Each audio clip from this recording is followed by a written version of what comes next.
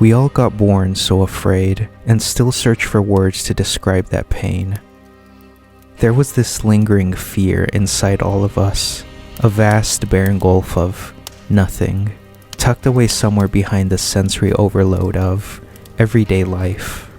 On quiet nights, in between the hurt, in moments of catharsis and comfortable peace, you could feel it squirming underneath.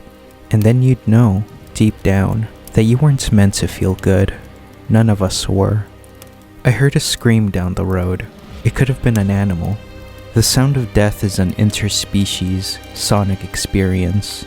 I went about my day and made sure not to check the news. You'd see it in the eyes of every passerby, in the strange, melancholy gazes of burdened children, and in the distant stare of dear loved ones. Behind our flesh mask, we felt so terribly alone, trapped within ourselves, with no means of escape.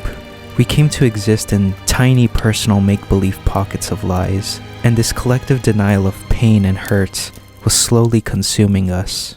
I saw a mother clutching her baby in the middle of a busy highway.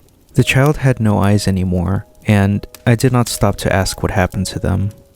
Depression started spreading like a virus. Suicide rates skyrocketed overnight. Colors and art and music and poetry and all of mankind's creations blurred together to form a gray amorphous fog of somber despair, and we all bled putrid drops of our dying humanity. A man carrying a torn cardboard sign stopped me moments before I jumped off the bridge. The sign said, "Sing." I do not know what the man said. We heard the song when the world was at its darkest.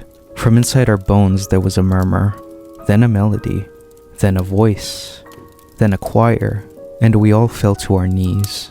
Tears streaming down our faces, bloodshot eyes bulging with sweet bliss and unparalleled unity.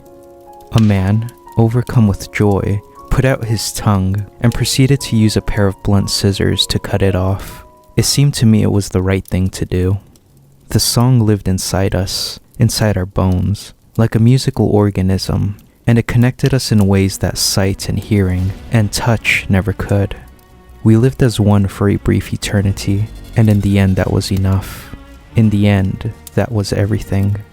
And so we took to the streets, in pairs and in huddles, and in perfect unison, and we screamed as one when the song broke free from our bones, ever so slowly tearing us limb from limb, one harmonious note at a time. We cried rivers of blood, shed layers of flesh, and within minutes, days, or months, perhaps years, we swam into each other, flooded into each other.